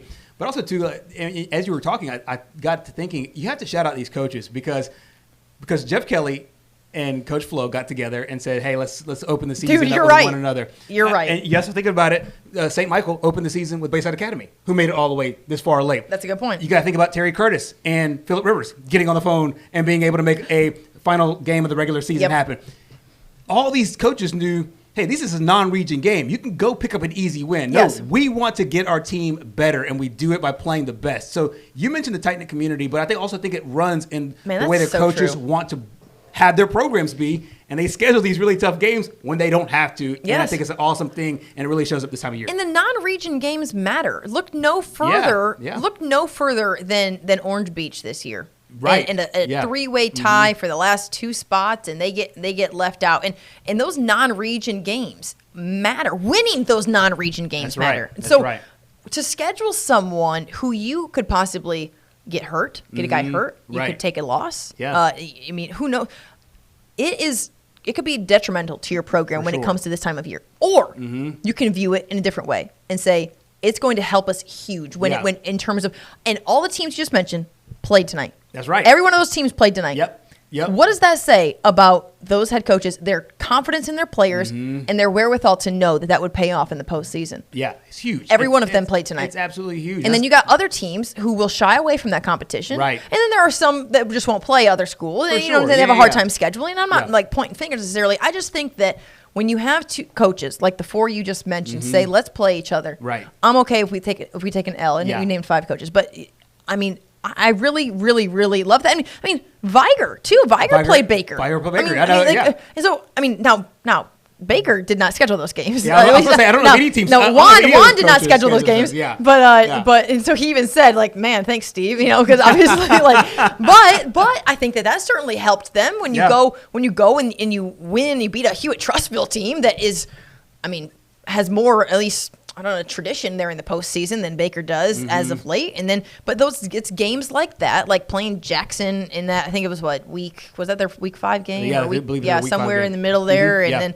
then they played Viger. I mean, Steve Norman had the wherewithal. He wasn't going to be here. He had the wherewithal that he had a team that could compete. Exactly. And then it would possibly help, going into the postseason. And I think that it did. Yeah, I think so too. And also, we almost had a Saraland Montgomery Catholic game as well. If it wasn't for Hurricane Helene or Milton, I forgot which one threw that one off. But so is that what that was for? Yeah, it was. That's what we're saying. I don't. It was. Hey, you know what? It was scheduled. It was scheduled. It wasn't played. It was scheduled. It was scheduled. It was actually on the schedule to be. The live chat is open if you would like to give your take as to why that game was not played, but it was scheduled. We are professionals in this program, so we are not going to. No speculation here. Zero speculation. Okay. Who else we're talking about? So we coming into this entire season, we had 3 teams that were the number 1 preseason ranked team. That was Saraland. They're going to the semifinal. That was Jackson. They're going to the semifinal. And it was T.R. Miller. And I do think that it's worth just pointing out what the job that Brent Hubbard has done. For sure. At T.R. Miller and what those guys have just had to persevere through this season. And namely, obviously, in Ken Lett being injured there against UMS Wright. Middle of the season, and man, you were there for that play, Gerhard, and it was tough. And I mean, we never shared that video, and we won't. But just to have seen that, and then to be inspired and see both teams there praying on the field at Cooper Stadium, and then just to see his recovery. And I know that they've really stood by his side, but all those guys are just playing inspired football, and it hurts my heart a little bit to see it come to an end. And I think that we knew Houston Academy was going to be a tough battle because those guys are huge. And I mean, it's a defensive battle, and it comes up short of a blue map, which is tough. But man, I just think there's so much to be proud of. Miles Johnson, we went up there to Bruton, man. That was just a special trip up there. It was, and I think there's a lot of correlations and a lot of parallels to what we saw with Jackson. It's a town that loves their football. Yeah. And we got a chance to talk to Nathan Commander, and he just loved being a T.R. Miller Tiger. And all these guys that were 3, 4, 5, 6, 7, 8 years old playing football on the side, and they just want to put that red helmet and that red jersey on and be T.R. Miller Tigers. They also played a really tough schedule. Shout out to Brent Hubbard for 2 reasons. We talked about the coaches that scheduled tough. He scheduled UMS Wright. He scheduled Reeltown there at the beginning of the season as well. And so I think that this is and also shout out to Coach Hubbard for making the Hall of Fame as well. Yes. We did that story earlier this week. I texted him, and I'm like, Coach, that's awesome. And it is. I mean, that's a big deal. Obviously, he kind of made his, all of his bread was kind of buttered there at Maplesville. I think he followed his dad there and all of that. And man, just such a winning tradition. And then he's really kept it rolling there at T.R. Miller. I mean, they're undefeated up until this point, and they ran into a tough team. And man, that's when you get down to this day and age, in the quarterfinals, it's anybody's game. Yeah. And expounding on your point, because I think it's a great one. I think this season kind of encapsulates what a Hall of Fame coach looks like, having to galvanize his team through just unbelievable circumstances. And you have the expectations that are one thing, because when you wear that number 1, everybody gives you their best game. Everybody's gunning for you. And you're everybody's rival. That's right. And you have to get you're getting every team's best, and you have to get your team physically and mentally prepared for those games. We previewed that the Hillcrest Evergreen game. That game was tight. They were able to pull it out. Last week, that was a tight football game as well, 21-7 against Trinity. But he was just able to kind of guide his team throughout the course of the season. But you mentioned it a week ago, and it kind of proved itself tonight, that they ran into a really good Houston Academy football team. There is no shame in what the 2024 team was able to put together there at T.R. Miller. No doubt. And I do want to say one thing too, just a hat tip to Coach Hubbard, because when we go and cover and game plan for games, obviously, we have a limited staff. It's just local newsrooms everywhere are going to have a limited staff. And so when you have to pick and choose where you're going to send people for games, it's hard to get an hour and a half away, and it's hard to make those trips to Bruton on a regular basis. But when you have somebody like a Brent Hubbard who invited us up there, we previewed that Hillcrest game, like you mentioned, Gerhard, and they just welcomed us with open arms. And I think they had their school media guy out there kind of taking pictures. They just really embraced us being there. For sure. When you do that, we're sitting here in the office and we're like, all right, I know that, last week, we sent so-and-so here, but man, we've got to get to Bruton this week. And we went to Bruton more this year than we've ever been to Bruton. And I'm proud to say that. I'm proud that we have the leadership here at WKRG to say, send our best people to our best games. And when you have coaches like that who are just so easy to get along with, and they're grateful for the coverage and any love, and we don't need it for ourselves. We want it for the kids. Man, we're even more determined to say, let's send somebody there to Bruton. And so, I know it ended short here for for Coach Hubbard, but man, like that sort of thing just really makes me, reminds me why it is that we do what we do, and to be able to go to those games and see that tradition. And, I mean, it's a beautiful campus and beautiful brick, and just everything there in Bruton is so nice, and so just appreciate that. Just a shout out to what he was able to put together, and just to have that support from him, that was cool. And pride. There's just such a pride in their community, a pride in their town, and everything rallies around that community, and most people from that community. They're just their homes right in the community, like right, walking distance from the stadium. They all have T.R. Miller flags out there. That's what it's so cool. You love they to see. Paint the town red. That's right. Yep, they really do. And I know I know tonight is tough, but what they were able to do this season, I think they'll look back on it with a whole lot of pride. Yep, for sure. I want to also give a shout out to Bayside Academy. I know we talked about them at good length before we go tonight. I think that earlier in the year, we really didn't know what Bayside was going to be. And I think that we covered them every single week. But when you look week to week, you don't always pay attention to what's happening because we're covering 40 teams in our area. Right. And then you look up and, Bayside they've gone on an 8-game winning streak without their starting quarterback. And you just have a bunch of kids that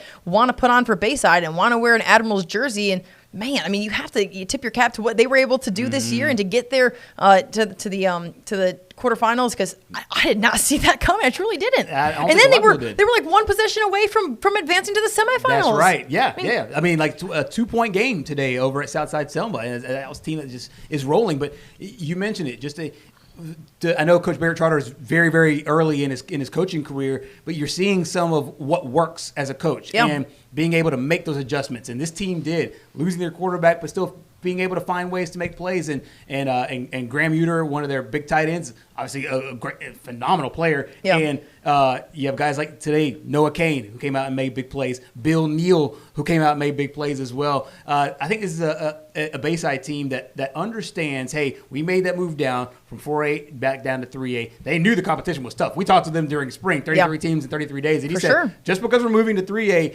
it doesn't make it easier. He just pointed to T.R. Miller and some of the other teams they had to play. We opened the season with St. Michael. And for them to put together this year and to come this close, and as you said, knocking on the doorstep of a semifinal round berth is a lot to be proud of. It certainly is that, regardless of classification, no doubt. So, guys, before we go, let's just look quick. The 7A championship matchup is going to be, of course, in Birmingham on December 4th.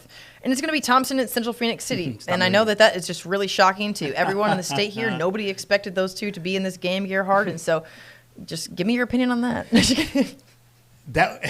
I probably have to have a whole week to handicap this game. Last year's game was really tough. Man, Trent Seaborn, it feels like he's got just wakes up every year and goes to the state championship game. I feel like that's been his entire career. Coach Patrick Nix. It's funny because we saw him. He's a winner. Won last year. Won the state championship over this Thompson team last year. His son's now doing a great job in the NFL. We got a chance to see him at the Senior Bowl. I love that. Patrick Nix got a chance to see him at Senior Bowl. He goes, "I'm dad. I'm dad today. I'm not a coach until I get back with my team. I'm just here watching my son at the Senior Bowl as his dad." Oh my gosh, Patrick Nix. I've seen this man cry more. And honestly, I'm saying that out of complete admiration, because he gets emotional about his kids. For sure. I mean, it does not matter which one of his children are doing anything. If his daughter had a grandchild, if Bo Nix is throwing 5 touchdowns in an NFL game, that man is an emotional dude, and he pours into his programs. And so, man, he's been tough to deal with from a media's perspective sometimes. I would tell him that to his face, but I think he probably knows it. Yeah, he probably embraces it actually. But he's a hard-nosed guy. He wins football games, and he loves on those kids. You cannot deny that. And so here, Daniel Harper here checking in, saying the pride of Etowah High School. That's right. Yeah, Etowah. Yeah, he's a former Blue Devil. Correct me if I'm wrong, Daniel. I don't know if he played with Carnell Williams or not. I don't know if those years were together, or maybe Patrick Nix is a little bit older than him. I think he's a little bit older. Yeah, but so when you come, I think he is a little older. I think because Nix was already probably at Auburn by the time Carnell was in high school. Okay, but he just comes from a tradition-rich program at Etowah and then goes to a tradition-rich program at Auburn, then takes Pinson Valley to back-to-back state championships with Kool-Aid McKinstry, Bo Nix, and all those guys. Man, that was fun to cover. Oh, yeah. Even though he wouldn't do a post-game interview, but it's fine. It's still getting at you. It's still getting at you. I'm trying. Sorry, Coach. Reporters never forget. We don't. They forgive. They never forget. Sometimes forgive. I forgive him because I don't have to cover him on a regular basis anymore. I'm just kidding. No, he's great. funny. And honestly, and then on the other side is Mark Freeman, who's also a total pain. I'm just kidding. No, Coach Freeman. This probably going to get back to it, if not. Listen, man, when you've covered high school football in the state of Alabama for me, the better part of 12 years, for you, the better part of 30 years. 45. 20 between the two of us, probably 35 years somewhere. True. I mean, it's been a minute. Yeah. There's no doubt. You played it too, so right. You have that. You have that perspective. I'm married to a coach, and so that's a perspective that sometimes I wish I didn't have. But it's just you're so ingrained in it, and you know these coaches, and you talk to them, and you can make some jabs because we just it's fun like that. So it's just part of it. But Coach Freeman, I don't know. I think he has like 10 state titles if you count the ones in AISA.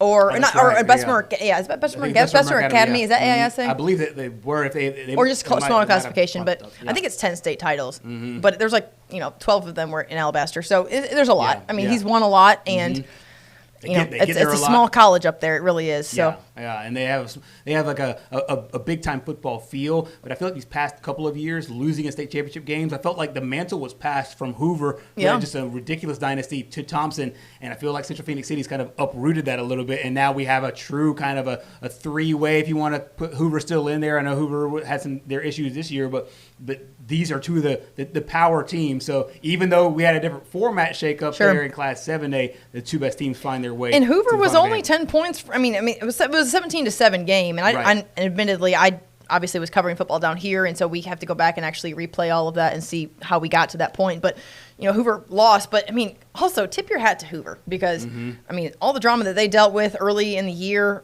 losing their head football coach like the week of the first game.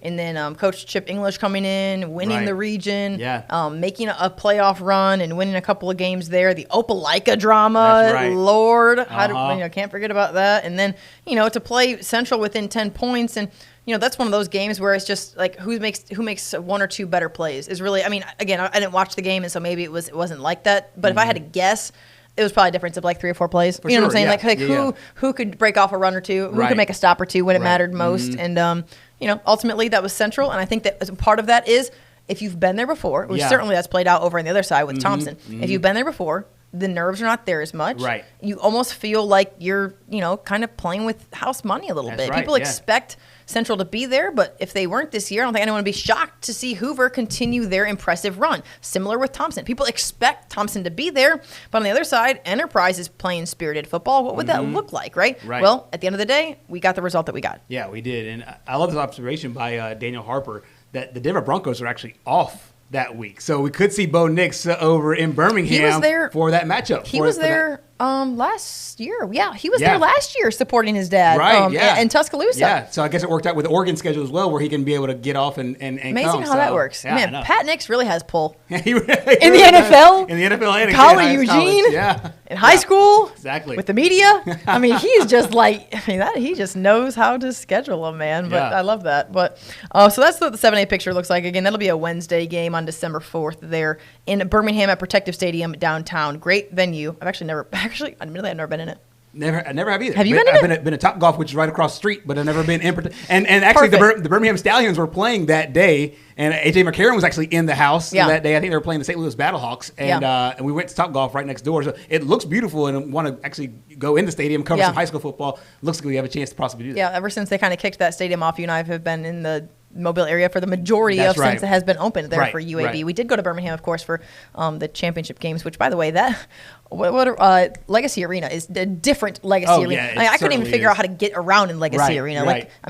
I go there for Christmas Village and for the basketball championships, and I cannot figure out how to get around. It's beautiful, unrecognizable. They put a lot of money into it, and they got an NCAA tournament berth a couple of years ago, and so Alabama played there this past week, played Illinois in the CM Newton Classic. So it looks beautiful, and I think Birmingham's doing a lot to really draw big sporting events to the city in both basketball and football. However, they're not the only city trying to draw sports things. Quick side note, because in case you were not following the news throughout this week, but the Alabama High School Athletic Association was here in Mobile on Monday of this week to tour South Alabama as a potential site for the future Super 7. And a little birdie, I'm just going to throw this out there, told me that we could see an announcement during the Super 7. Wow. For there to be some possible changes of location of the Super 7 and on a rotation basis. I think there is a lot of great options up to the state of Alabama right now in the HSAA, and this is a kind of a great first huge announcement for I'll call him Coach Heath Harmon. I like that though. And people call it Coach Severies. They still call him Coach Severies. That's true. So, for Heath Harmon to be able to have this decision, I think it's huge because obviously it comes on the heels of the college football playoff. Auburn, Alabama Stadium no longer being available there. It'll be great. We talked to Danny Cordy of the Auburn's Mobile available. Sports. Auburn's available this year. If you go to year-to-year basis, Auburn's available. But we talked to Danny Cordy, Mobile Sports Authority, and he said, "Hey, we're going to make a bid for this. We have great high school football down here. We have great venue down here, and I know they made their best pitch, and so I'm really excited to see what comes out of Montgomery." Yeah, and I think that, and speaking of Montgomery, I think that could be what we see, those three cities on a rotating basis for the Super 7. That'd and so, amazing. again, I mean, there's been nothing totally set in stone. I don't make those decisions, but we will see. It would be really, really neat if a year from now we were gearing up for the Super 7 in Mobile, Alabama. And we already have big games here. You think about the Alabama-Mississippi All-Star game. Absolutely. And you think about the North-South All-Star game. Those games are played right here at Hancock-Windy. So I know the AHSAA has seen this up close in the game that they do, the North-South game. They've seen it from afar in the game that they co-do with the Mississippi Association and the Alabama-Mississippi game. So I think they know they have a nice little gem down here. And to be able to send 14 teams here to play for 7 state championships in the near future, that'd be really exciting. That would be really, really neat and a huge revenue boost for the Mobile area no doubt. As well. As for this year, it's going to be in Birmingham. And Saraland is one step away from being there in Birmingham a couple weeks from now. Of course, the 6A game, unless it's changed this year, is the Friday night game. That's right. In Birmingham. So 2 weeks from now. But next Friday, first, they will have Pike Road at Pike Road. It's the first time all year that Saraland will have to go on the road. And the winner of that game is going to have a dogfight. They're going to have a tough battle. Whoever wins Pike Road, Saraland, is not going to just cakewalk to a blue map because they're going to play the winner of Oxford and Parker, and I would pay money to money to see that game. No question. I would. No question. It's a team that Coach Sam Adams has built. They had all those seniors had to play as freshmen. I saw them take their lumps, and they lost badly, but they kind of grew through it. KJ Britt, who's now in the NFL, played at Auburn. Oh, yeah. His little brother Keenan is on half that football team. team. Is balling at the beach. That's very true. Yeah, I mean, they were over the last couple You're years. right. Yeah. Okay. I didn't think about that, but yeah. I thought about it. Few players made that trip down I-65 South and came down here to play. And so I think this is a great matchup. And these are four communities that love their high school football. And I'm really excited to see how that plays out next week. Yeah, it's going to be interesting. Daniel Harper, the Yellow Jackets are a machine. They certainly are. And listen, Parker is too. That's right. I had heard about some play, I think, that actually ended up hospitalizing a Mountain Brook player from last week. My husband sent it to me on Twitter. I have not opened it yet, but I heard that it is a hit that he told me it was a hit in high school football that he has never seen. The man's coached high school football for 25 years. Seen a lot of balls. But I think the kid's okay. I think he just got out of the hospital like yesterday. Wow. I mean, it's still it was definitely a tough hit. So hopefully that he's all right. But nonetheless, I think Parker is going to be a pretty talented team. In 5A, it's Viger and Montgomery Catholic, or Catholic Montgomery, depending on if you're Gerhard or Simone and how you say that. But long story. I won't tell it now. But if you go most places, they put Catholic Montgomery on there, but most people call it Montgomery Catholic. Okay, I call it Montgomery Catholic. So I'm be on the right side of right, and that's so Montgomery Catholic. Viger's going to go to Montgomery Catholic. That's right. And they played on the road. Yeah, they were at Eufaula a couple weeks ago. That's right. So they're going to bounce back and forth. They were at home against Tipsy Valley. They shut out that game. They went to they went to Eufaula. They shut out that game. And then, of course, they were at home tonight, a 41-10 battle against UMS Wright, handled business. Now they'll go to Catholic Montgomery, who has had a tough battle, or a tough road to get to this point. I mean, they've been battle-tested to an extent. They beat Citronelle at Citronelle 43-0. And then they beat Central Clay County, which I don't really think anyone knew. I did pick Montgomery in that game, but I don't think anyone really knew what that was going to look like. Number 1 versus number 2 in the state. Yeah. I mean, I take the rankings with kind of a grain of salt this time of year. But, hey, these two were kind of the projected two that a lot of people saw, hey, this can be a state championship-esque type game. And you got it here in the quarterfinal round, and Montgomery Catholic able to win that game. And this is a team that has a really big offensive line, the Vols do. I got a lot of intel about that game when they were playing last week and playing Williamson last week. Got a lot of intel about Central Clay. And so this is a really good football team. Viger will go line up and play in the state capitol next week. Yeah, I'm trying to pull up their schedule really quick here because I'm just interested. I mean, I think that they have not given up a ton of points. No, so they've outscored their opponents 544 to 71. Wow. On their way to a 12-0 record. And they got bumped up. I mean, they won a state title in 3A last year. You brought up the point. Then they got bumped up into 4A, and that didn't even matter. And whoever, I mean, I kind of give the sports writers some heck sometimes because Gerhard and I don't get to vote. We don't always. We never vote. We lobby for it every year. Yeah, we do. We won't stop. Listen, no one knows high school football better than the two people you're listening to right now. I can guarantee you that. Other than BenThomasAL.com, he knows high school football. I'll give a shout out to John Holder too. He probably watched this. And he knows. There's a few. Okay, there's like 10 of us. All right, it's like the Mount Rushmore, but we're up there. Okay. Like, I'm flexing. Anyways, but someone knew Montgomery Catholic was going to be just as good in 4A as they were in 3A, and that has certainly panned out. Yeah, they played Vestavia to start out the season. To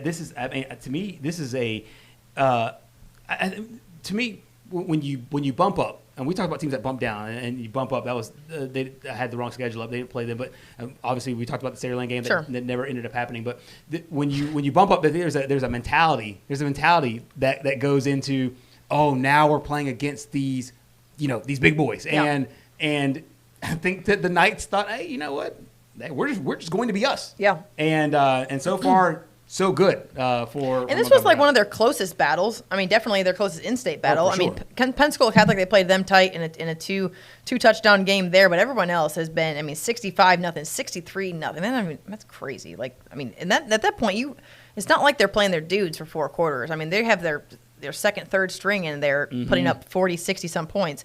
But Central Clay County is the closest battle that they've had, at least for in-state opponents. So 21-9. So obviously, we know Danny Horn is unbelievably talented coach. He's the winningest coach in the state of Alabama, just ahead of Terry Curtis at UMS Wright. And so, obviously, you're proud of what you've done over there. But then if you're Montgomery Catholic, you're feeling pretty good about life, especially given that you get to have this game at home. That's the big thing, is being able to get this game at home. And whether it was in Lineville or Pritchard, I think this team just says, hey, tell us where we'll play, and we'll go play. They played St. James to begin the season. Played Catholic Pensacola, also in the middle of the year, one of their non-region games Pensacola as well. Catholic. So some of these teams have Catholic the second and Catholic before the town, Catholic after the town. It's a whole thing, and we won't get into it now. It's a larger discussion, but I think that this is a Viger team that's really up for the challenge. They see how many points this team has put up, and I think this defense thinks, hey, we can stop them just like we stopped everybody else so far this year. Sure. And honestly,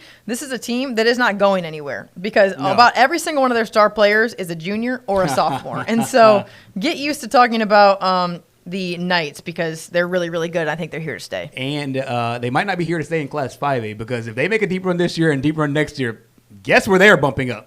They're bumping up to 6A. It's all the competitive balance. All the way up. And we've seen competitive balance. We've seen it in volleyball, Bayside Academy, bumping all the way at 3A numbers, 2A numbers maybe, bumping all the way up to Class 7A. They are. That's crazy. And Montgomery Catholic kind of doing – and I think a lot of people, if you talk to people who are in the football circles, they say Montgomery Catholic is basically part of the reason why this started. Their quarterback's a freshman. Yeah, wow. I forgot about that. Yeah, so they'll be good for a while. Jeremiah Cobb, I believe, the running back at Auburn, played his football there at Montgomery Catholic as well. Yeah.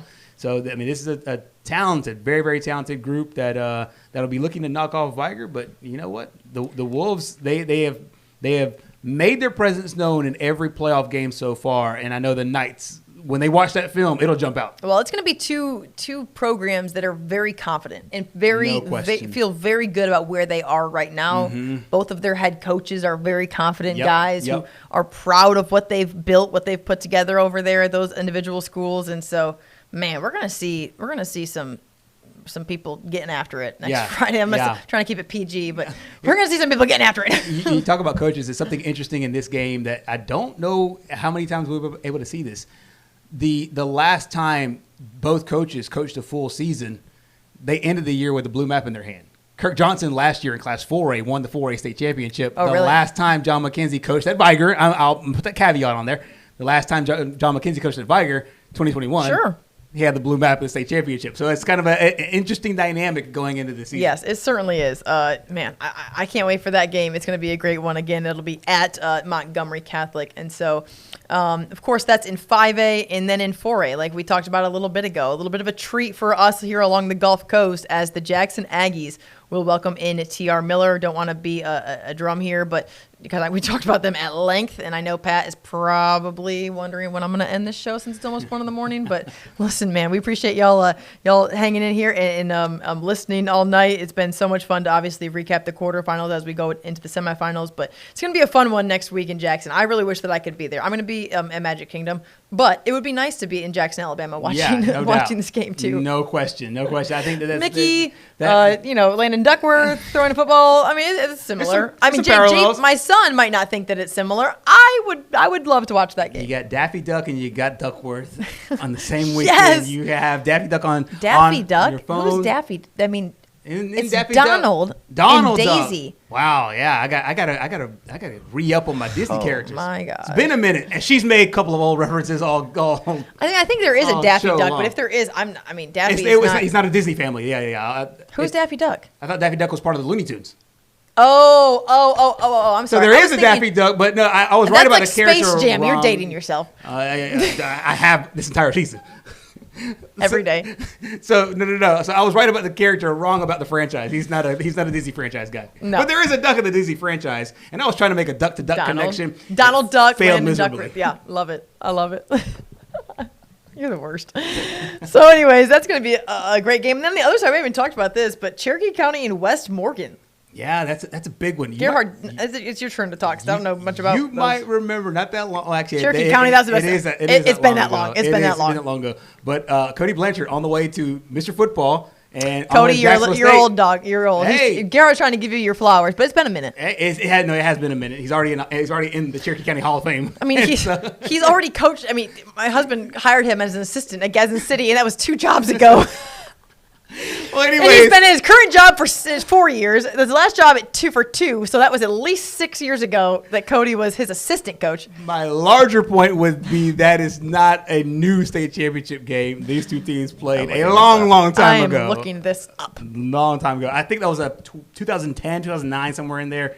Bro, you know it's 24. Oh, I know what year it is. I know exactly what year it is. I'm just saying, when I saw those teams on the opposite side of the bracket, I'm like, wow, I've seen this before. So that was a similar matchup.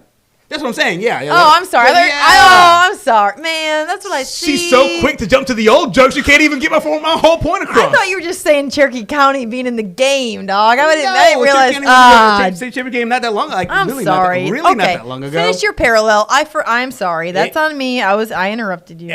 We'll skip ahead for a week. But if Jackson wins and if Cherokee County wins, this will be a matchup we have seen before. Oh, that's what you're talking about. Oh, so you're not talking about this current game that they're playing against West Morgan. No, not against West Morgan. I'm talking about the potential state championship matchup between these two teams. I take it back. No, you're talking about hypotheticals. I don't live in a world of hypotheticals. That's all we do on this show. All right, get him off. You're fired. Who hired this guy? It's late. It's fine. It was 20. He was a senior in 2010, by the way. Yeah, so 2009 football season. So was I. I'm just kidding. I was a freshman. I was a freshman in college. Close. It's fine. Well, you can end this. Good luck to all our local teams. Shout out to I said this on the air and I mean it. Shout out to every senior who played their last football game tonight. There's guys that have taken off the pads and you'll never get this feeling again. And I don't want to put a sad bow on it because it's a good thing. And these guys help build foundations. It's reflective. They're really good. How'd your last game end? It ended in a state championship game. That you lost? Ended with a loss to Benjamin Russell, Coach Willie Smith and company. We beat Ben Russell. We played Ben Russell 5 times in 3 years. Beat him twice, lost to him twice. The team that won the regular season game lost the championship game. They beat us in the regular season our junior year. We beat them in the state championship. Vice versa happened our senior year. And they said it all year long. They had unfinished business. So think about a team like Saraland that went there last year. Yeah. They know that hungry. They know Jackson, that. Jackson, who very close. Fell short to being there. And they certainly felt like they should have been. Heck, I feel like they should have been. Yeah. For all the teams that we have left, I mean, for Saraland and for Jackson, no question. It's a blue map or bust in my mind, and I think that's how they feel too. But I feel like they're playing without that pressure. You know what I'm saying? Like they feel that. They want that. They definitely, I think they identify with that. But I don't think it's like defining who they are and how they play, because they're playing like very loose. They're playing, they're just enjoying being out there and dominating teams. Yeah, they have goals in mind, but they're not bombarded by the outside noise. They know what the talk is, and they know what they're capable of. But they put the work in to be able to get it done, and so that's the reason why they are where they are. Certainly. Because you have to play these games, and so far so good for both teams who met at the beginning of the season. And I think a lot of people thought, hey, these are two teams that could be at the final game, and they have a chance to next week. Yeah. We'll see. We cannot wait, guys. It's going to be a fun one. Of course, Friday night, we will have all of your coverage here on WKRG News 5. Gerhard by himself will join you probably for fifth quarter extra. We'll be here. Yeah, it'll be you. I'll be in Magic Kingdom. And so my kid's turning 3, and so I'm going to take a break. And, happy early birthday, JP. Oh, my boy. Sad face, man. I feel like I had him just yesterday, but now he's telling me to shut up and stuff. So it goes quick. It goes quick. But anyways, guys, this has been so much fun. Thank you so much to all of our viewers. Truly, this is not the last time that Gerhard and I will join you on the show. Of course, we will continue to have our weekly sports talk show throughout the week, and then we'll talk high school football sometime when I get back. You know, going into that state championship week and preview all of the games. I feel very confident that we could have 4 teams or 3 teams right there in the mix of it. So we'll see. Certainly hoping that that's the case. Would love to see some of our teams head up there to the Birmingham area. Yeah, one guaranteed in the St. Michael Jackson game, and then the other ones we'll see how it all shakes out. But I like our chances. Yep, I completely agree. Cannot wait, guys. This has been so much fun. Shout out to Pat, producer Pat, who is I think he's still awake over there somewhere, running the board behind the scenes. He's got to get ready for a big Florida Ole Miss game tomorrow. Yeah, he's a Florida fan, so he's looking forward to this, man. That's one thing we can talk about for days, is definitely the SEC standings and what this looks like. But we'll get a better picture of that going into the Iron Bowl, and cannot wait for that, of course. And guys, we just appreciate you. Obviously, our viewers is what makes this possible, and so long as y'all are watching, we'll keep talking high school football. No doubt. And so thank you so much for tuning into fifth quarter on the air, fifth quarter extra as well. Shout out to producer Pat every single week, all the people behind the scenes, and so many people that travel to Bruton and to obviously we have Montgomery affiliate who sends us stuff, Birmingham affiliate who sends us stuff, people that go to Millery. And so just thank you so much to all of our incredible staff who make this possible every single week for Gerhard and I to come up here and really just to kind of love high school football and show you our passion and talk about our teams, man. It's the best thing ever. Yeah, even one person that's on the executive side of our building here sent us some highlights from Southside Selma. Yes, she did. So it's a full team effort. Yes, shout out to Trish. Did she want a recognition or no? If she got it. Well, she got it anyway. But Trish, man, she's our head of sales, and so she was out there grinding in the trenches. That's literally, she was right there on the field, sending us highlights from Bayside, man, and they were so close to pulling it off. So appreciate her as well, and our support. Obviously, Jesse Greer, our general manager, our news director, Gene Kirkconnell, just kind of signing the checks. They're the ones that have to call the shots and let people go work overtime and just put in all the effort that we do here on fifth quarter and fourth quarter extra to make this possible. Shout out to all of our sponsors, and there are so many, but first and foremost, obviously to the Senior Bowl, who obviously is our title sponsor. They are a presenting sponsor, I should say. They're an amazing partner to be able to bring you this show every single week. And then we have a total huge lineup of people who support fifth quarter and fifth quarter extra. We could not do without them as well. Yeah, they certainly are kind of the force behind it all. They make it happen. And shout out to you, because you help organize this whole thing. It doesn't just come together. There has to be some organization as well. And people don't see it, to midnight to 2 a.m. because you get done with the set of your normal job and you have to, plan everything out for Friday. So shout out to you as well. This is kind of a nice time to put that on, because most people don't know how that all comes together. They see it on Friday nights, but a lot the brains behind the operation is right here. I get a chance to see that. Get to ride shotgun on those trips. And so you're a great teammate. It's been great. Appreciate it. Absolutely. And all of our loyal viewers, of course, Dwayne and Rodney and all the guys, man, they're always tuning in every single week. We appreciate you guys. Thank you so much. So for fifth quarter extra, of course, for Gerhard, I'm Simone. For everybody here at WKRG News 5, we will see you next week, and as we preview the state championship games of the high school football season. Have a wonderful weekend watching college football. Bye, guys.